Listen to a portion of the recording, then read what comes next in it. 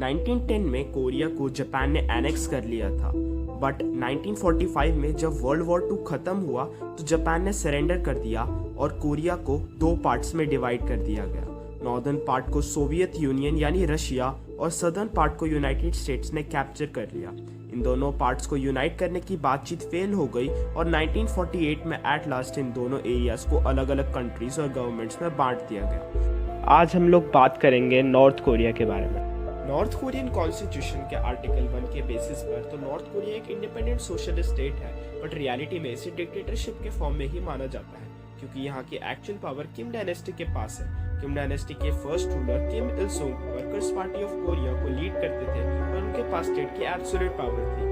North Korea को शुरुआत से ही किम डायनेस्टी रूल करती आ रही है। फाउंडर थे किम इल सुंग, उसके बाद किम जोंग इल और current head Kim Jong Un.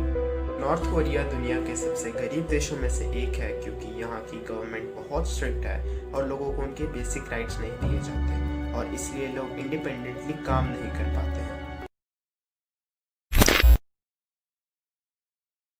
Rule number 1, यहाँ पर किसी भी टाइप की फॉरेन मूवीज या म्यूजिक देखना एक क्रिमिनल एक्टिविटी है।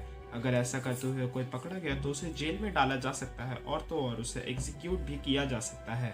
रूल नंबर 2, नॉर्थ कोरिया में किम फैमिली को भगवान माना जाता है और उनके प्रति किसी भी टाइप की डिसरिस्पेक्ट एक क्रिमिनल ऑफेंस है। रूल नंबर 3, नॉर्थ कोरिया में आपको सिर्फ 3 टाइप्स की ही पोर्ट्रेट्स या स्टैचूज देखने को मिलेंगी, किम जोंग उन की, उसके फादर किम जोंग इल की और उसके ग्रैंडफादर किम इल सुंग की। Rule number 4, north Korean government सिर्फ टूरिस्ट्स के साथ थोड़ी सी लीनियंट है, बट वो भी लिमिटेशंस के साथ। जब टूरिस्ट वहां पहुंचते हैं तो उनसे उनकी सारी बिलोंगिंग्स ले ली जाती हैं और उन्हें गाइड प्रोवाइड किया जाता है और वो वही ट्रैवल कर सकते हैं जहां पर उन्हें गाइड ले जाए। बिना गाइड की परमिशन के कोई भी पिक्चर लेने या कहीं जाना एक क्रिमिनल ऑफेंस है। नॉर्थ कोरिया में हर 100 लोगों में से सिर्फ 1% कार ओन करता है, और वो भी या तो सिर्फ किम जोंग उनके फैमिली मेंबर्स होते हैं या उसके कुछ जानकार।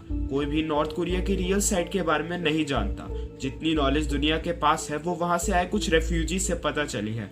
हर साल वहां से हजारों लोग एस्केप करने की कोशिश करते हैं और कोशिश में ज्यादातर मारे जाते हैं। जो गिने चुने बच पाते हैं वो बहुत लकी होते हैं और दुनिया को नॉर्थ कोरिया की सच्चाई से रूबरू करवाते हैं। नॉर्थ कोरिया में सालाना ना जाने कितने लोग भूखमरी की वजह से अपनी जान गंवा देते हैं। एक ऐसा देश जहाँ के लोगों को उनके बेसिक राइट्स ही नहीं मिलते और उन पर इतनी लिमिटेशंस हैं, वो देश कैसे डेवलप करेगा? और जरा उनके लोगों के बारे में सोचो जिन्हें ना जाने क्या क्या सहना पड़ता है। यहाँ की गवर्नमेंट को सिर्फ अपने ऐशो आराम से मतलब है और लोगों से इन्हें कोई मतलब नहीं।